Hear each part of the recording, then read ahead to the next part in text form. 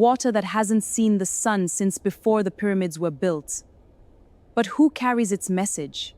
Not an Egyptologist, not a tourist. Listen, the ancestors call. These berries carry their memory. I feel their presence. Honor them and find peace. You think the blessing is in the water? No. The blessing is in remembering who sent it. This is Alchemize Soul 33. Today, the Osiris Shaft, and the Ethiopian woman who came to speak of its dark waters. A few weeks ago, I received an unexpected voice note. It was from a woman named Azmera, an Ethiopian elder in training, a weaver of stories and keeper of what she called the Blue Nile memory. She had heard I was researching the Osiris Shaft, and she said gently but firmly. She had heard I was researching the Osiris Shaft, and she said gently but firmly, "You are looking at the bottom of the well, but you have not asked the water where it came from." The water in that shaft did not begin in Giza. It began in my homeland, Ethiopia. The source. Let me speak. I invited her onto the podcast immediately.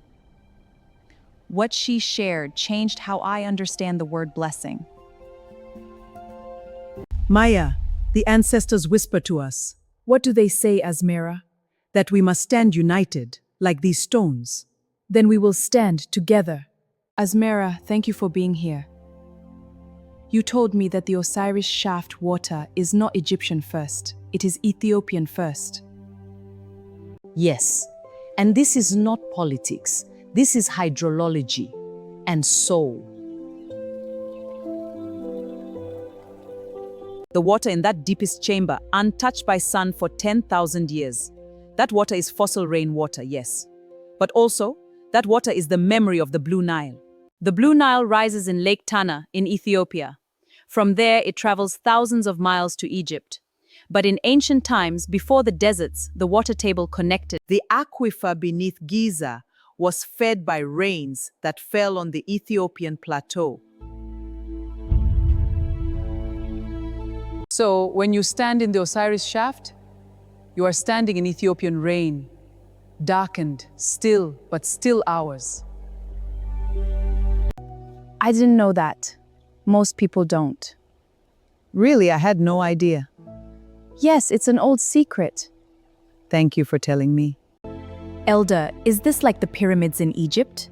Of course not. Egypt has the pyramids. Ethiopia has the source.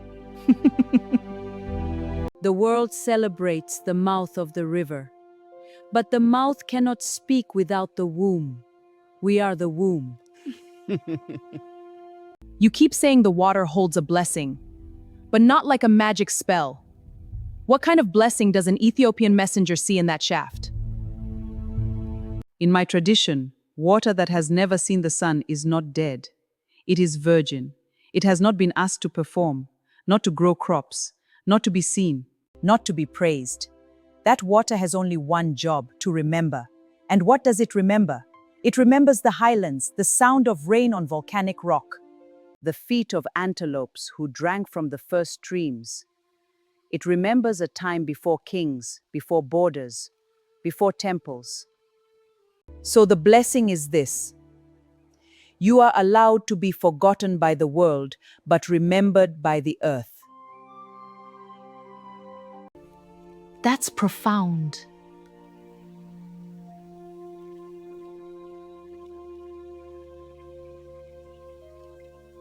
It is also difficult, because most of us want to be seen.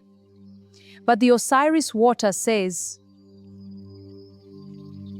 what grew in you during your own 10,000 years of darkness, that is your real wealth. You came to me as a messenger, not just a guest. Do you have a warning?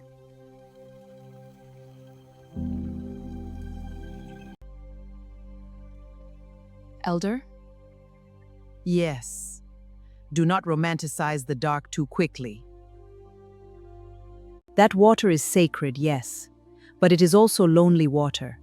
It has not felt the sun, it has not danced with moonlight, It has not heard a child laugh. That is a kind of sacrifice.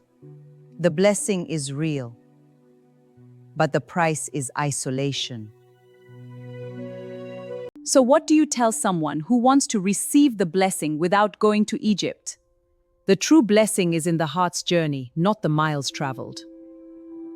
You ask yourself, what part of me has been faithful in secret, not proud, not performing, just holding? That part of you is your Osiris water. Honor it by letting it speak, not to everyone, to one person, or to the earth, or to a candle at midnight. The Ethiopian way.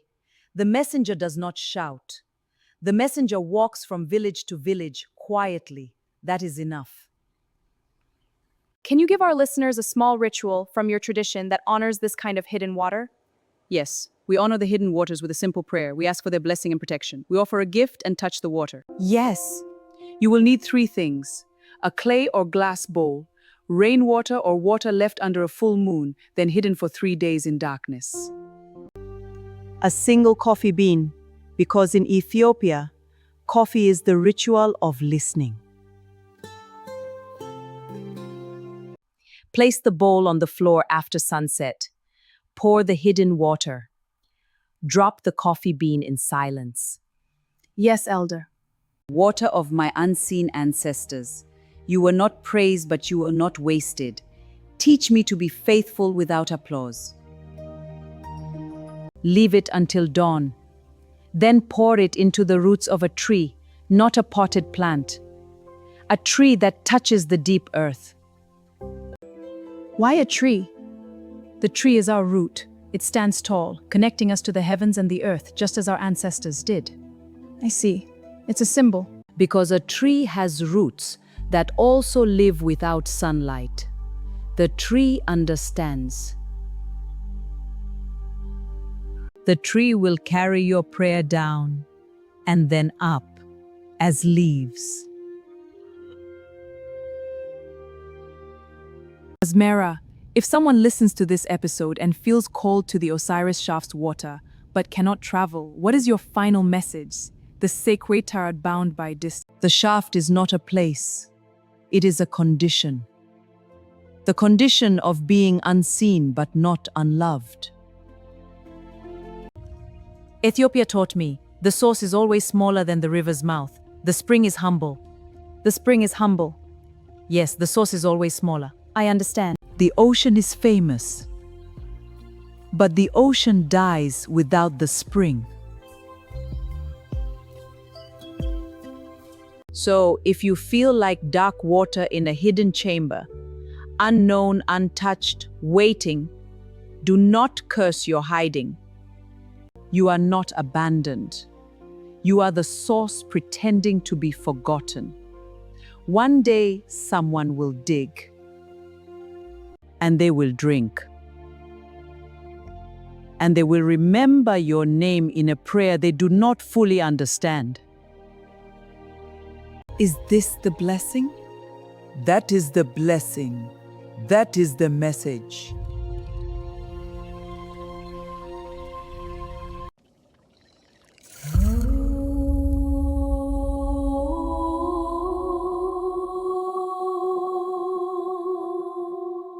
Azmera, messenger, water keeper, truth weaver, thank you. We have been speaking with Azmera of Ethiopia, reminding us that the Osiris Shaft is not Egypt's alone. It is the Nile's shared soul. This is Alchemize Soul 33. Next episode, the bones of ancestors who never owned land, what slavery teaches about soul sovereignty. Until then, find your dark water, honor your hidden faithful part, and remember, the source is never weak. It is just waiting. Grandmother, these berries are for you. Thank you, my child. They are blessed. May they bring you strength.